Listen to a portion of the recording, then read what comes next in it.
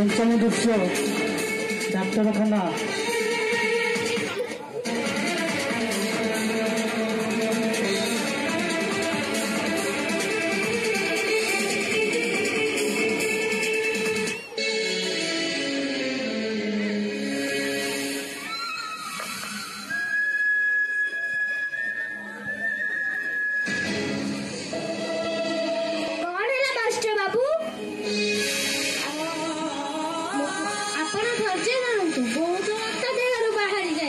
ଯେତେ ରକ୍ତ ଦରକାର ହବ ମୁଁ ଦେବି। ଆପଣଙ୍କ ରକ୍ତ ମିଶିଲା ନାହିଁ, ତାହେଲେ କଣ କରିବା? କେଉଁଠି ଆସିବ ରକ୍ତ? ଯେତେ ଟଙ୍କା ଖର୍ଚ୍ଚ ହବ ମୁଁ ଖର୍ଚ୍ଚ କରିବି, ହେଲେ ମୋ ପୁଅକୁ ବଞ୍ଚେଇ ଦିଅ। ମୋ ହାତରେ କିଛି ନାହିଁ, ସେ ଈଶ୍ୱରକୁ ଡାକନ୍ତୁ। ଭାବିଥିଲି ଆମ ରକ୍ତଟା ଖାପ ଖାଇଯିବ, ସେଇଟା ବି ହେଲାନି। ମତେ ଚାରିଆଡେ ଅନ୍ଧାର ଦେଖାଯାଉଛି। ଆପଣ ଆଦୌ ବ୍ୟସ୍ତ ହୁଅନ୍ତୁ ନାହିଁ, ଆମ ରକ୍ତ ସିନା ମିଶିଲାନି, ପିଲାମାନେ ଅଛନ୍ତି। ମନ କହୁଛି କାହାରି ନା କାହାରି ରକ୍ତ ନିଶ୍ଚୟ ମିଶିବ। କଣ କହୁଛନ୍ତି ଆପଣ?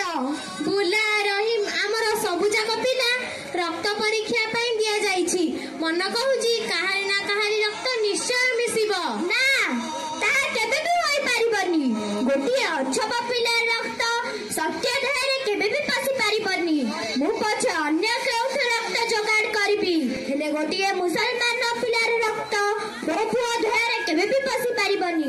କାହାକୁ ମୁସଲମାନ କହୁଛନ୍ତି? ସେମାନେ ଏକା ସାଙ୍ଗରେ ଖେଳୁଛନ୍ତି, ଏକା ସାଙ୍ଗରେ ପଢୁଛନ୍ତି। ସେମାନଙ୍କ ଭିତରେ କିଛି ଭେଦଭାବ ନାହିଁ। ଧର୍ମ ନାମରେ କାହିଁକି ସେମାନଙ୍କୁ ଦୁଇ ଭାଗ କରୁଛନ୍ତି? ମୁସଲମାନ ଦୁଇଟା ରକ୍ତ କେମିତି ଏକ ହବ? ଏତେ ଅନ୍ୟାୟ ବସୁତା ସହିପାରିବନି ମାଷ୍ଟର ବାବୁ। କାହାକୁ ଅନ୍ୟାୟ ବୋଲି କହୁଛନ୍ତି? ହିନ୍ଦୁ ମୁସଲମାନ ହୋଇ ଜନ୍ମ ହେବାଟା କଣ ଅନ୍ୟାୟ? ଧନୀ ଗରିବ ହୋଇ ଜନ୍ମ ହେବାଟା କଣ ଅନ୍ୟାୟ? ଜନ୍ମ ବେଳେ ମାତ୍ର ତାର ଗୋଟିଏ ପରିଚୟ ଥାଏ, ସେ ମଣିଷ ଛୁଆ। ତା ବୟସ ବଢିବା ପରେ ଆପଣ ମାନେ ନିଜ ନିଜର ସୁବିଧା ପାଇଁ ତା ଉପରେ ମୋହର ମାରି ଦିଅନ୍ତି। ଇଏ ହିନ୍ଦୁ, ସିଏ ମୁସଲମାନ, ଆଉ କିଏ ଖ୍ରୀଷ୍ଟିଆନ। ତା ବୋଲି ମୋ ପୁଅ ଦେହରେ ବାରବୁଲା ପିଲାମାନଙ୍କ ରକ୍ତ ପଶିବ? ନା, ତାହା କେବେ ବି ହୋଇପାରିବନି। ଗାନ୍ଧୀ ମହାତ୍ମା ଏତେ କଥା ବୁଝାଇ ଦେଲେ। ପ୍ରଧାନ ବାବୁ, ଆପଣ କିଛି ବୁଝିପାରିଲେନି? ଏବେ ବି ସମୟ ଅଛି, ଆପଣ ବୁଝିବାକୁ ଚେଷ୍ଟା କରନ୍ତୁ। ସେମାନେ କାଦୁଅ ମେଞ୍ଚା ଯେମିତି ଗଢିବାକୁ ଚାହିଁବେ ସେମିତି ଗଢିବେ। ଏଗୁଡାକ ମୋ ମୁଣ୍ଡରେ କିଛି ପଶୁନି। ମୁଁ କହିଦେଇଛି ମାନେ କହିଦେଇଛି। କାହିଁକି ପିଲାଗୁଡିକୁ ନଷ୍ଟ କରୁଛନ୍ତି? ସେମାନେ ମାଙ୍କଡ ଛୁଆ ନୁହନ୍ତି କି ଚଢେଇ ଛୁଆ ନୁହନ୍ତି, ସେମାନେ ମଣିଷ ଛୁଆ। ସେମାନଙ୍କ ଦେହରେ ମଧ୍ୟ ମଣିଷ ରକ୍ତ ବହୁଛି। କଣ ହେଲା ଡାକ୍ତର ବାବୁ? ମିଶି ଯାଇଛି। ଗୋଟିଏ ପିଲାର ରକ୍ତ ମେଳ ଖାଉଛି। କାହା ରକ୍ତ ଡାକ୍ତର ବାବୁ? ଆଚ୍ଛା, ବୁଲା କିଏ? ଏଇ ପିଲା, ତାରି ରକ୍ତ ମିଶି ଯାଇଛି। ଆଉ ଡେରି କରିବାଟା ଠିକ ନୁହେଁ। ଭିତରକୁ ଆ ବୁଲା, ଭିତରକୁ ଆ। ତାହା କେବେ ବି ହୋଇପାରିବନି। ସତ୍ୟ ଦେହରେ ଗୋଟିଏ ଅଛପ ପିଲାର ରକ୍ତ କେବେ ବି ପଶି ପାରିବନି। ହୋ ବାବୁ, ତମେ ଯଦି ସେ ପିଲାର ବାପା ହୋଇଥାନ୍ତ ଏମିତି କଥା କହିନଥାନ୍ତ। ଜାଣିଛ ପିଲାଟା କେମିତି ଜୀବନ ସହିତ ଲଢୁଛି? ଆଜ୍ଞା, ସେ ହେଉଛନ୍ତି ସେ ପିଲାର ବାପା। ବାପା, ତମେ କଣ ଚାହୁଁଛ ପିଲାଟା ମରିଯାଉ? ନା ଡାକ୍ତର ବାବୁ, ସେମିତି କୁହନ୍ତୁନି। ସତ୍ୟ ହେଉଛି ମୋର ଗୋଟିଏ ବୋଲି ପୁଅ। ଭାଗ୍ୟ ଭଲ, ରକ୍ତଟା ମିଳିଯାଇଛି। ଡେରି ହେଲେ ପିଲାଟିକୁ କେହି ବଞ୍ଚେଇ ପାରିବେନି। ଡାକ୍ତର ବାବୁ, ଚାଲନ୍ତୁ।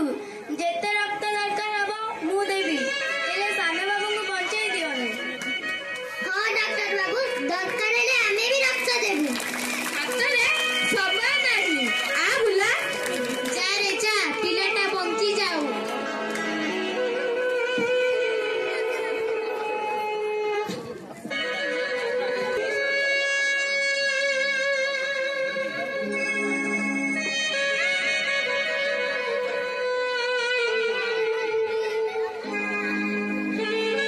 षष्ठ दृश्य स्कूल घर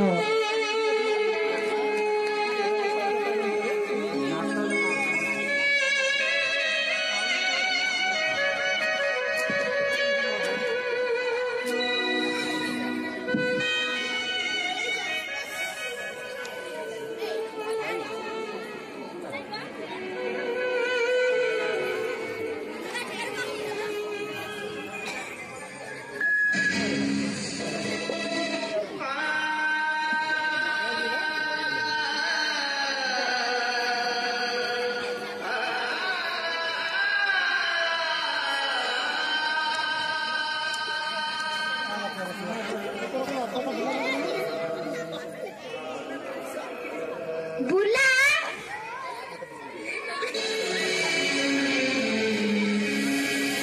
କଣ ହେଲା ପ୍ରଧାନ ବାବୁ?